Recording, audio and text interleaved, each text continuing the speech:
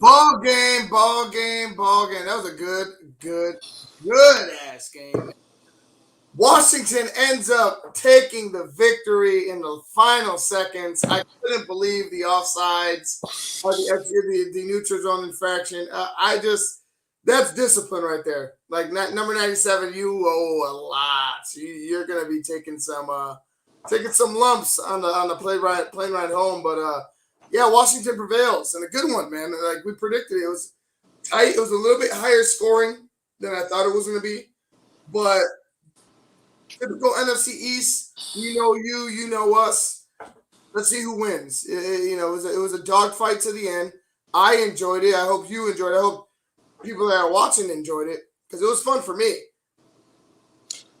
Yeah, it was a good game. Giants had that 3 different times. All 3 times, shit the bed, straight up. They had it 3 times, shit the bed 3 times. They need huggies, in a bad way, and maybe some wipes. But that was terrible. Get them some milk. Yeah, that's get them a bottle. They're back to baby diaper. You know what I mean? Like, they're baby them again. Burp them if you can. That was just piss poor, man. Giants had this game.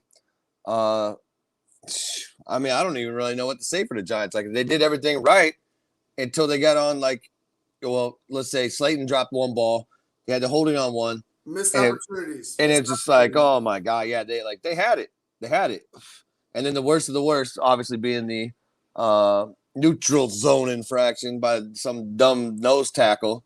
Hey, man, you know what? Look at you pointed. We pointed out at the half. Big plays are going to change this game. Yeah, and they did for both teams. Yeah, big plays for both teams. Slayton needs to come up with that touchdown pass. 100%. That was he did everything correct except the ball.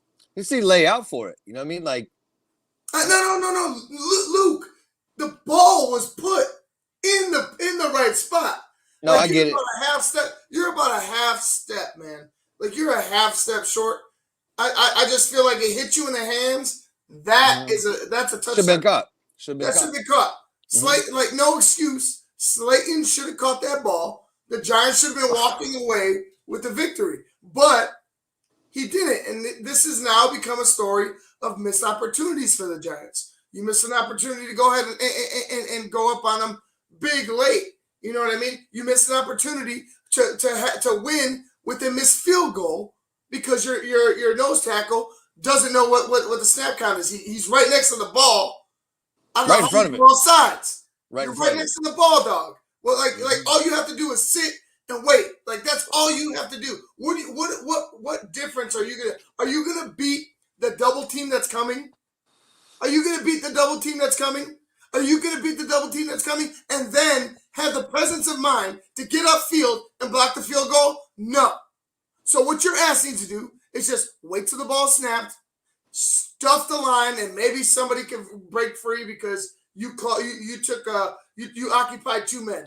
Or how about this? Maybe, but or how about this? Or how about this?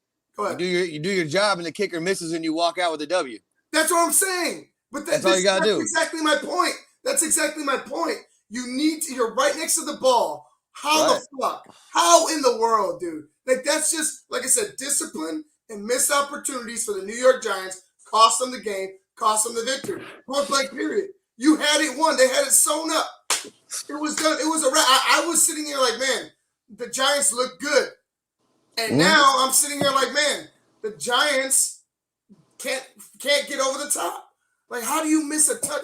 Like, that looked, it was so pretty by Daniel Jones. And Daniel Jones, credit to him, he did everything he possibly could today for the New York Giants. Daniel Jones, 22 of 32, 249 yards, 1 touchdown, 9 carries, 95 yards, and a touchdown. He was the leading rusher. I mean, it's hard to fault Daniel Jones there. It really is. That's on number 97, the nose tackle. You got to be more disciplined, especially in these games. Like I said, it's going to be a dogfight. Washington's up 1. You know how the NFC East works. Washington's up 1. This next one is it. That's it for the New York Giants. Yeah. If the New York Giants can't get over Washington, and Washington's sitting at number 2, man, Mark, you better start looking at draft picks, dog. Better looking to start changing some things altogether on the defensive side of the ball, especially. The offense doesn't look that bad. And with Saquon Barkley, he's on a pitch count. Let's be honest. He's on a pitch count. Like if he's in there the whole game, things may have swung. I mean, things should have swung Giants' way anyway. 2 more carries than last week. Yeah. So I mean, like I think they're doing the right thing. Like don't throw him into the fire right now. About week 4 or 5, he's gonna be hitting his strikes. They're working with him. They're stretching him. They got him doing some weight training with it probably. All that good stuff. But like I said, he's your franchise player. He's your franchise player. The franchise revolves around Saquon Barkley. There's nothing that you should be doing other than protecting your franchise player. So good for them. But like I said, and you said, Daniel Jones didn't do anything wrong. Like that, I would have liked to see a couple more receivers get involved a little more. But I mean, well, you saw how Kenny Galladay went off on him on the sideline, Luke. Yeah, oh yeah. No, I get it. And I know honestly, hold on, 1 second. Honestly, Kenny Galladay's got a great. Like I could understand his gripe. Mm-hmm. You're paying my ass as a number 1 receiver. Where the hell is the ball? Mm-hmm. Where the hell is the ball over the top? I could see how Daniel Jones was working, and he did hit Slayton over the top once for that touchdown. That's an awesome pass, awesome catch, way to stay in bounds, way to get 2 feet, everything. It was just exquisite. But you have a guy in Kenny Galladay that can stretch the field. He's big. He could go off for it. His frustration is we should have 6, not fucking 3. Mm-hmm. And if you look at me, I could go up and get him. And I can understand his frustration, but Kenny also has to understand that's a very good Washington defense. Mm-hmm. I don't know how many points they gave up, and they gave up a lot of points today and last week, and I'm looking for them to really figure out who they are as a defense. They need to get after it with the pass rush a little bit more. I think I feel like their secondary shouldn't get burnt the way they are. Like it just seems like one player and it's like all of a sudden the top came off and you forgot to watch that man, just like Slayton did both times. Mm-hmm. Just like Slayton did both times. So I'm just sitting there like, man, dude, Daniel Jones he's moving along.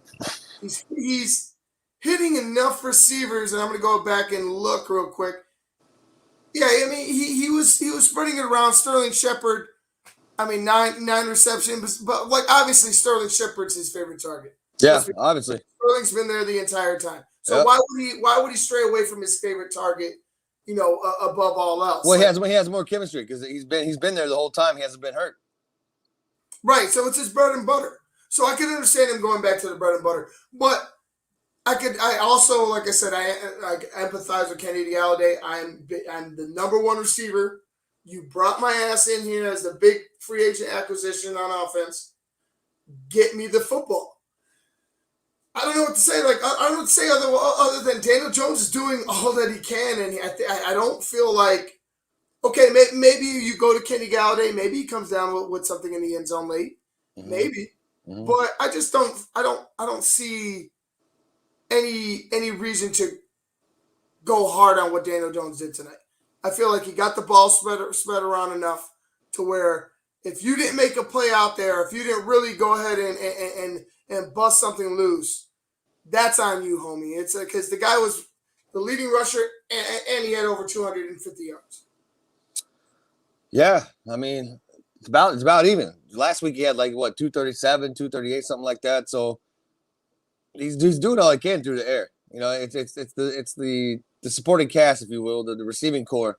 I do feel like I did see a couple times where I think he probably should have checked down to Rudolph, just because I felt like Rudolph was kind of, it doesn't have to be huge plays. You need plays to get you yards, get you first downs. But I mean, likewise, I could say the same thing about Heineke. There was a play where he had McLaurin, but if you looked in the background, Diami Brown was running a post route to the far side pylon. He was wide open. That's 6 points all day. Well, I think Luke, and we pointed out, and Eddie Blanks, thanks for joining the chat. But to your point, yeah, it stunk. But I think it's because it sucks because it's working around Saquon's questionable legs. Mm-hmm. right? You're working around Saquon. So you can't give Saquon the carries you want to give him. You can't give him that workload, so you can't find that balance. So you're kind of you're flirting with, hey, can we option our quarterback and see if he breaks a big one like he did tonight? But how many times is that going to stay true? And how many times is Daniel Jones going to take a hit before his ass breaks? Like, let's be real. You got Saquon in there. If you're playing scared, it's probably not going to go well for you. You know what I'm saying? But if you go ahead and you start feeding that man, I think it and I pointed out in the pregame, that's going to benefit Daniel Jones. That should be the game plan. Look, I understand the fear of losing him again, but right now he didn't look bad. He didn't look like he was hobbled by any means. So let's start feeding Saquon the ball a little bit more. Let's stop playing pussyfoot around this injury. Let's get going with him. They will. Like I said, man, he is your franchise player. Point blank. It doesn't matter. There's nobody else on the Giants that they are willing to build around than Saquon Barkley. I mean, that's your guy. You want to protect your investment. I mean, that's what it is. But with that being said, he did have more carries this week. I expect him next week to have even more carries. He's like I said, week 4 or 5. Right now, this is his preseason. This is his preseason right now because he didn't play preseason. So this is his preseason.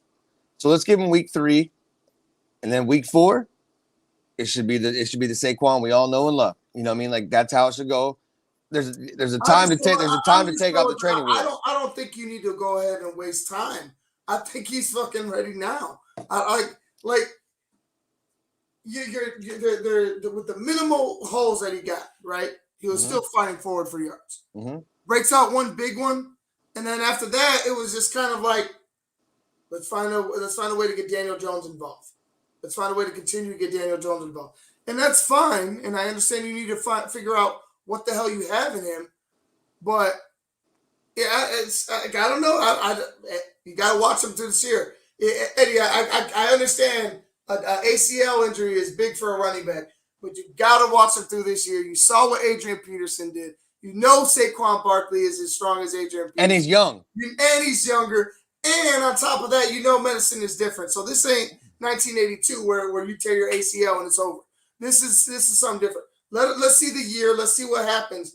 I still say the game plan needs to start with the running game for the New York Giants. If not, you're going to fucking depend on Daniel Jones, who in bigger spots, I don't think he's got it. I really don't.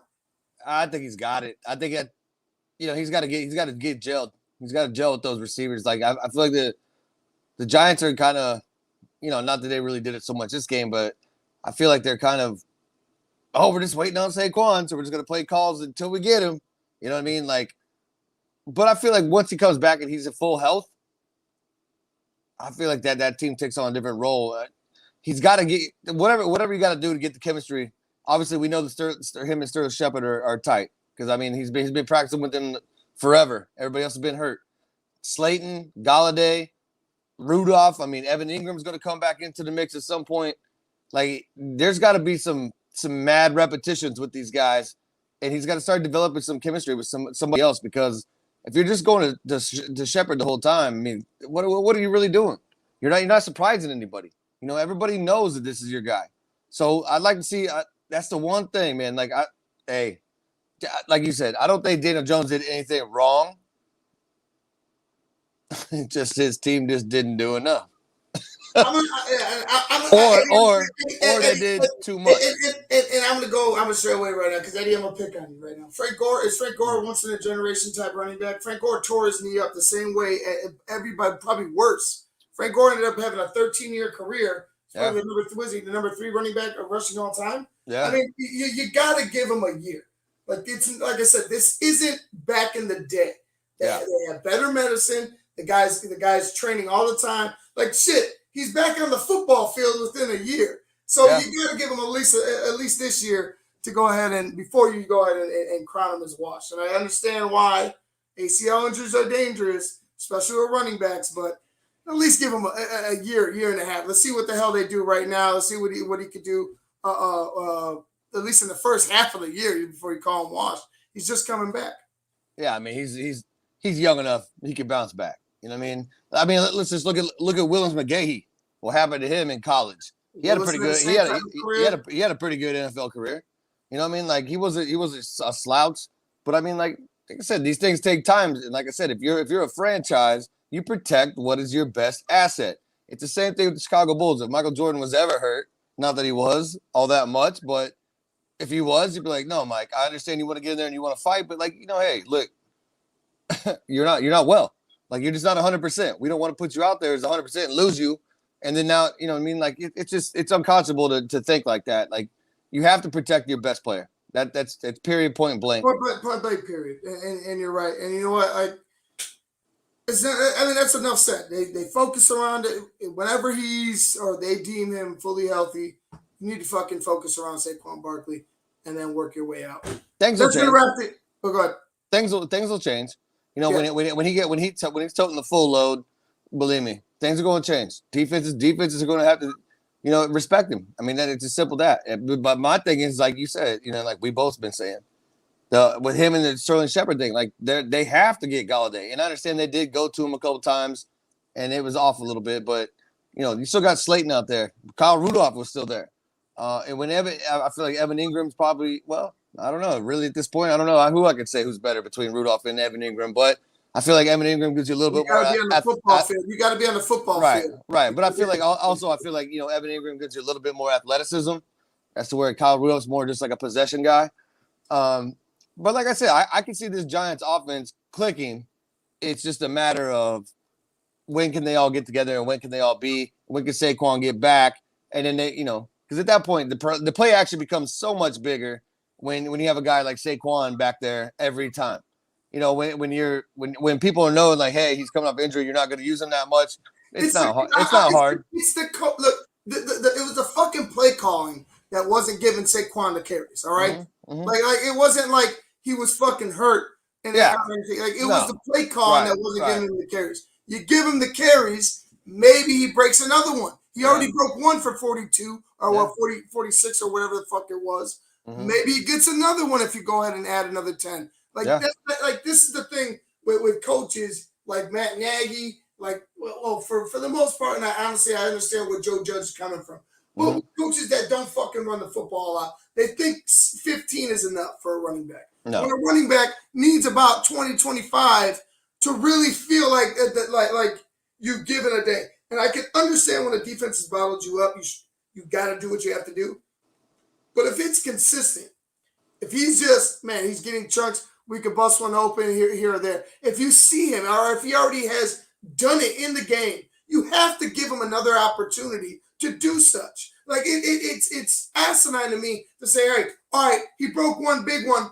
That's it. Now we got to go hope we break a big one in the passing game every single fucking time. It's just like where's the to and fro? Where's the balance? Where's the yin and yang to the shit? You got to go ahead and give Saquon some more touches, or you got to find a running back that you trust, that's healthy enough to go ahead and carry the load. If you don't fucking trust Saquon, it's also an offensive coordinator thing, Offensive coordinator. Like I'm sorry, if you're not passing the ball down the field, then your running back is never going to do shit. It's just that simple. If they don't respect your pass, what the hell makes you think they're going to respect your run? Well, they don't even respect the run. They don't respect the run because they're not giving them the fucking. Well, I mean, like I said, those two things go hand in hand. Those two things go hand in hand. The pass sets up the run sets up the pass. It goes hand in hand. But like I said, you can run it a couple times. Hey, even if Saquon's not back there, you still have to respect Daniel Jones. You know what I mean? Like, the fucking league should know. Right. By now. Well, I mean, by now. Look, he did it against the Eagles. He's done it against the Redskins, or excuse me, he's done it against the Red Hogs that they might potentially be. I actually like Red Hogs. On the side note, sounds like a Sioux pig, Arkansas to me, but okay. That sounds like a strip club down south. It probably is. It probably is, but he's done it twice against everybody. I don't know if he's done it against Dallas, but I'm sure he can. Oh no, Daniel Jones is capable. You gotta make sure Daniel Jones is bottled up. Like he's capable. The guy, you just saw how he left, motherfucker. Like he left everybody, Luke. Yeah, he was in the end zone before anybody realized what the hell was going on. Yeah, he has that type of athletic ability. I just feel like, does he have the arm? Does he have the presence? He's kind of he's that quarterback that sits at about 250, maxes out. If you have a defense that performs and puts him in good situations, maybe he throws for 3 or 4 touchdowns. Mm-hmm. But on a regular, he's about 250, a touchdown, 2 touchdowns and a pick type of a quarterback. Yeah, that's where I see Daniel Jones. That's where he's at. Like if you got Daniel Jones throwing 50 times a game, you're gonna fucking probably be losing that game. Yeah, I also think. I mean, this is a pro and a con to that. Pro being okay, Saquon's not running as much. I will throw more, and he could throw for 300. Con being maybe Saquon comes back, they don't throw enough, and then they end up losing that way. So I mean, the Giants they're teetering. You know what I mean? They're on that teeter-totter right now. It's like, okay, we can't really throw too much now, but then we're going to wait for Saquon to come back. And who knows? Maybe Saquon opens up that play-action game and they start going down the field more. But as of right now, the thing that I need to see from the Giants is I need to see that ball spread around. And I don't care who the tight end is. Use him. He's there. He's on the field for a reason. He's not blocking all the time. You don't always need 10, 15, 12, 20 yards. You only need 5, and then maybe Saquon comes in and gets you the other 5 or whatever may happen. You don't always need to have those big plays. You know me. I'm gonna vouch for the fucking tight ends every time because I feel like the tight end is in the last 5, 6, 7 years the tight end has become a crucial point. I like it, but I feel like those tight ends they're just gonna have to. They got to be utilized. Like you can't just ignore them. Like they're there for a reason, and it gets the ball out of the quarterback's hand quickly. If he breaks, he breaks. If not, hey, 5 yards is 5 yards.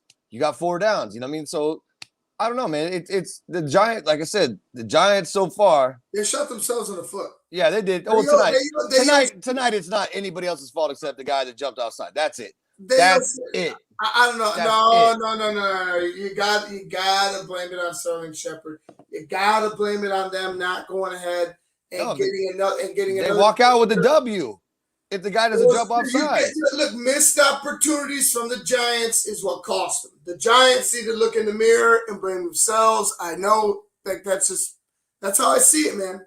Like you lost the game because your team was undisciplined. Could be. And your team could have come up with the big catch. We talked about it in the halftime show. We talked about what was going to be the difference. Big plays and staying disciplined. Mm-hmm. The Giants didn't do that at the end. Yeah, it's unfortunate, man. I mean, like I said, dude, man, I'd hate to be that dude on the ride home. I'd hate to be that dude in the locker room. And probably nobody's probably more pissed off at that guy than probably himself. And he should be. I would have talked to fucking anyone. Yeah, right? No, I mean like I would have talked to anyone. I mean, don't go outside and throw yourself in the in the river or something like that. I mean, obviously, if they're going to go ahead and give you, that media, you have a media obligation. Oh, he's not taking it. Yada. He's not a person they talk to anyway. I'm gonna take the Marshawn route. Yeah, I'm just here so I don't get fined. Mm-hmm. But there is a point where you have to own up to it, and honestly, well, it sucks for him as a player. But hey, man, you're right next to the football. Yeah, there's no excuse. To me, there's no excuse at that. Yeah. I mean, the thing is, everybody's going to shit the bed at some point. It doesn't matter. If a wide receiver didn't come down to catch, he's the scapegoat. If the linebacker didn't make a tackle, he's the scapegoat. I mean, so let's not try to act like these guys are all perfect. They do make mistakes. Unfortunately, it just happened at the end of the game in a crucial moment. The guy missed the first field goal and or missed the field goal period. And God, you're just like, like that. Oh shit! What just damn it? Well, you know what I mean? We had it. You almost had it. Yeah. You almost had it. Got to be a little quicker than that. Got to be a little quicker than that. Actually, he needed to be a little slower at that, but that's football. That's what makes the game great. People make mistakes, things happen, wild things happen, and it's on to Next week for the Giants, man. They had it. They had it.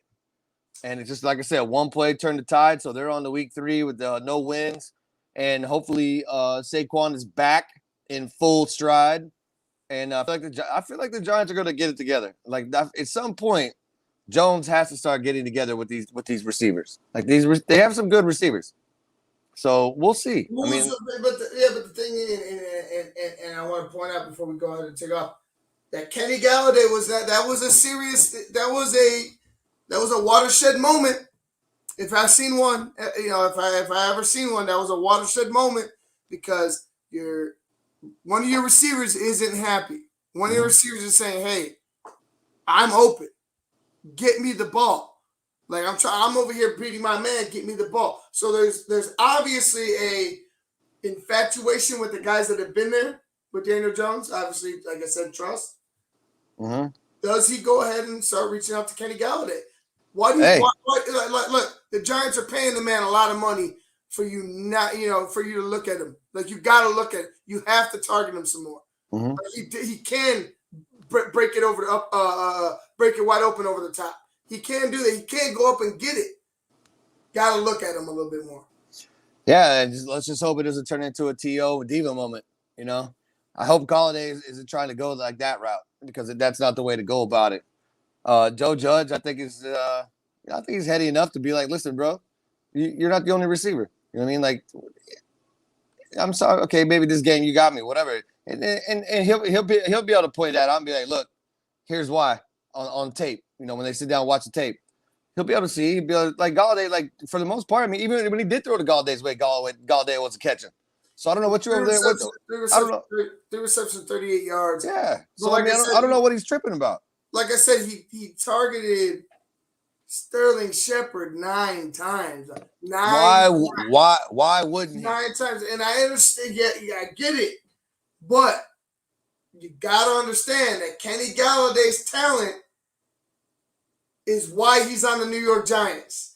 Kenny Galladay is getting paid the way he's getting paid because of his talent. So when you look at a guy like Sterling Shepard, I feel like Sterling Shepard is a good number 2 receiver. Yeah. But when you're going underneath, like we talked about Matt Nagy and the problem with going underneath non-fucking stop.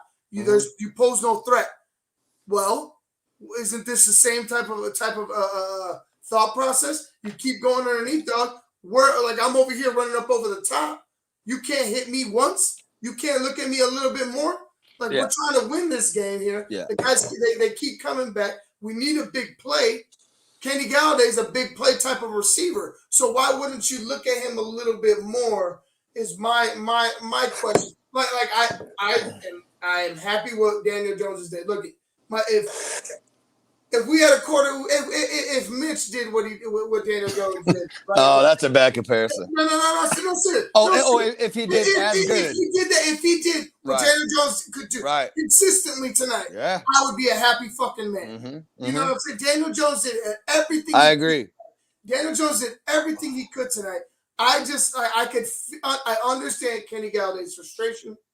I can understand where he's coming from as far as we're in a big spot in the game, dog. You need to find a big play. Yeah. I'm a big play type of receiver. Why aren't you looking at me? Why are you looking short over the middle of the field and not risking it for the biscuit? Yeah, no, like I said, that's pretty much what I saw. No, I feel like Galladay had his bitches and gripes, but I think when he goes in the playroom tomorrow and the coach says, "This is why," Galladay's gonna have a different train of thought. He's gonna be like, "Okay, dude, yeah." Hey, we threw to you a couple times 1-on-1. You couldn't reel it in. So I mean, like you got to give to get. You know what I mean? You got to give to get. I didn't see enough risk it. But I'll tell you what. Speaking of going underneath, let's talk about underneath. Tampa had him, Tennessee had him, and now Washington has him, and he came up huge. Adam Humphries, man, Adam Humphries. That, like I said, like we were talking about it on was it Sunday or Monday night? Monday night, I think it was. No, it was Monday night because we were saying that the Raiders still had John Brown, how John Brown would be able to drag. Well, that's exactly what Adam Humphries was doing, and you see how valuable those guys are Guys that can just run across the field, boom, drag a linebacker, make another linebacker pause, Get open. whatever, get open. It might only be 3 or 5 yards, but at least he's stretching. He's making you cover the whole field. So I mean, like those guys are they're technical, they're crucial, they're needed. Every team needs one. You know what I mean? Like so, like Tampa Bay, my team, I would say my guy could be Scotty Miller, but Scotty Miller could also beat you deep. But man, I'm telling you what, that to me, without Adam Humphries catching the balls he caught there at the end of the game, New York's walking out with a W. Tyler Heineke. I mentioned him before, dude. Did well. Man, 34 of 46. Woo!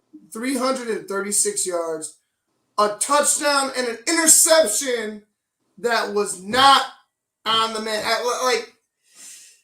It's a bang. The cornerback, or was it the safety? Either way, undercut him, right? So he's going off to the man on the outside. Terry was more on the inside. He was on the bottom part of my screen. So you had a guy on the outside. You had Terry on the inside, and Terry's coming in on a slant, right? So Terry's coming in on a slant, but the outside receiver is going in and out. So you had the inside man going ahead and taking the outside receiver, and the guy over the top taking Terry McLaurin. And Terry had to make he just had to make a decision. He had to go over the top. Mm-hmm. It was the wrong decision because the cornerback that was on him, or the defensive back that was on him, went ahead and made a play on the ball. Terry couldn't make up for the distance, couldn't make up for the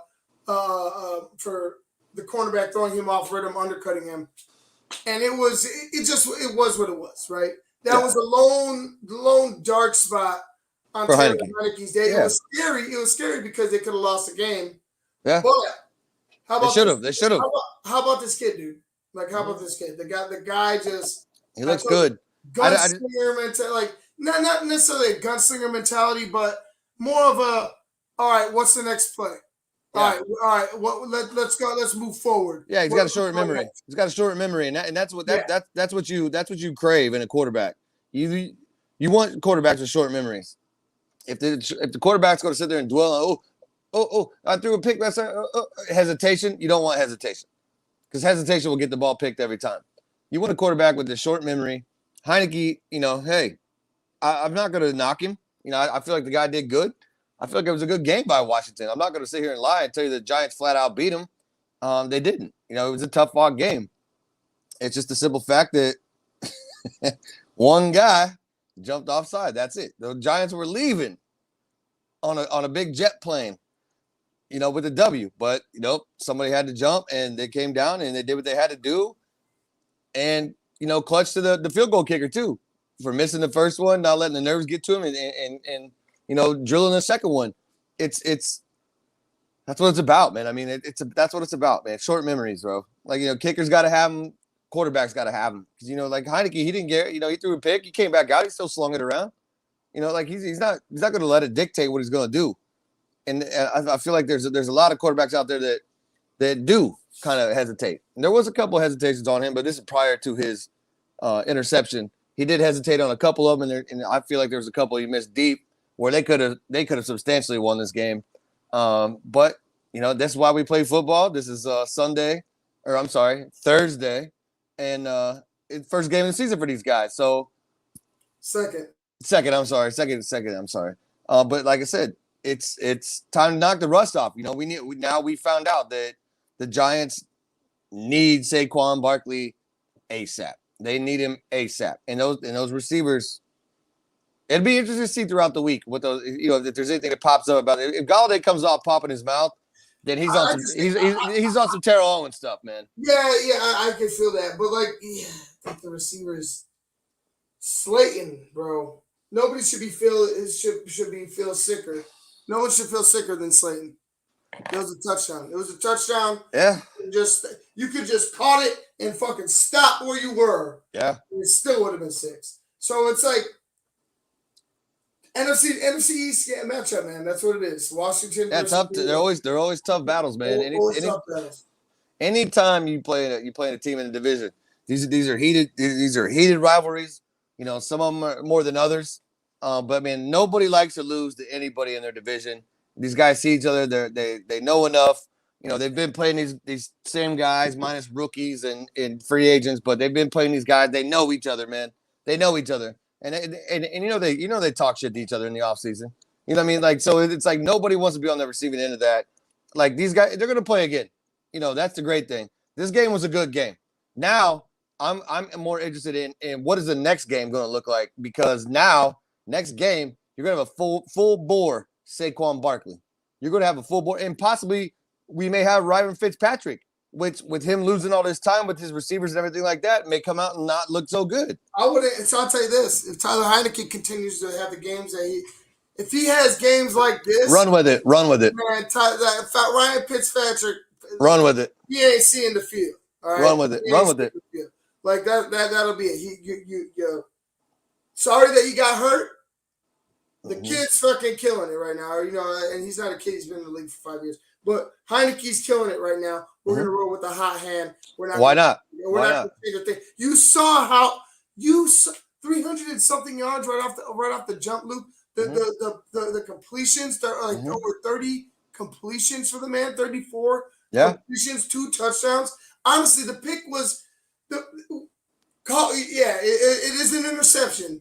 It was a fucking bullshit ass interception. It was on the receiver. It was just a kind of a fluky ass fucking play. If the receiver is running true, it's a completion, and he's going upfield for about 5 to 10 yards. But it is what it is. Tyler Heineke looks really, really good for Washington. You got something before we leave? Yeah, I was gonna say, you saw my boy. I'm telling you, watch out. Watch out. You saw him with a couple crucial catches. And CJ Sam's going to come back and be that number 2, but this guy's going to be in the slot. You saw that Diami Brown. I like him in the slot. If he's in the slot, I could see how that will work. And they went to him. They went to him a couple times deep, and it was either overthrown or just too close. But I'm telling you, that kid, if he could get back, like I said, we can see a completely different Washington team once Fitzpatrick comes back. It's going to be interesting. I'm not starting Diami Brown. If Washington is winning, I'm not starting Ryan Fitzpatrick. Ryan Fitzpatrick. Yeah, no. If you're not saying Ryan Fitzpatrick when Ryan Fitzpatrick. Yeah, no. If you're on a roll, and your quarterback is gelling, and your team is on a roll, and you're winning, there's no need to rush him back. Let him sit there. Unfortunately, it's been the role of Ryan Fitzpatrick's life. I'm in for a game. Oh, I'm out for a game. Now he's hurt. And it's like, God, would this guy ever get a chance to just like do something for a full season? But it's interesting. It's interesting. All right, man. I don't think Ryan Fitzpatrick's gonna do a goddamn thing this season, because I feel like Tyler Heineke is going to. I think he's going to be the man from here on out, at least for this season for Washington. He looks good. He looks good. He has a repertoire with your number 1 receiver. He had a repertoire with J.D. McKissick, the running back. Well, I mean, McKissick is the receiving. He's the real receiving running back in Washington. So let's not act like it was any kind of special thing. Gibson is okay. No, but he utilized it. No. Yeah. No. That's downplaying. You utilize the guys on the football field. You can say, "Oh, JD, he's just a receiving back." Well, he could just be the receiving back. He could just be the receiving back and not fucking catch a pass. Yeah, like, he was utilizing the receivers. He was going he was attacking that fucking man. Right, but at the same time, it was J.D. McKissick. Tyler Heineke was utilizing his players. Right. No, I get it. I'm not the coach. The coach is going to call the play anyway. You're going to have the personnel in there. It's not up to him. So I mean, like, he's going to use whatever he has. But we saw McKissick. Who caught more? Who had more receiving yards? McKissick or Brown or Gibson? McKissick did. So let's not fool ourselves. McKissick is the true receiving running back on Washington. But that's beyond the point. Besides the point. The point regardless. The Washington wins. Washington wins. I'm gonna go ahead. My wife is waiting for me. I don't give a shit. I'm Ivan Vargas. That's Luke Nettles. This has been a Thursday Night Football Show. Check us out on Sunday. We'll be in the basement. Finally, back in the saddle again. We're back in the basement for the All Day Football Show. Me, Luke, and Marco will be talking football all day long. Bears, Titans, Bucks. We got the Raiders and Steelers is going to be a big one. There's a couple games that are going to be marquee, but we'll be bringing them to you on Sunday, live from my crib, my house, the basement, the dungeon. Creme de la creme. There'll be some beer, maybe at a certain point. And hopefully there'll be some barbecue. Oh, trust me, I got the propane coming. All right, let's get it. Propane and propane accessories, baby. All right, guys. We're going to see you guys later. So we'll see you on Sunday for the All Day Football Show. I'm Evan Vargas, Luke Nettles. You're watching Thursday Night Football on SportsZone Chicago.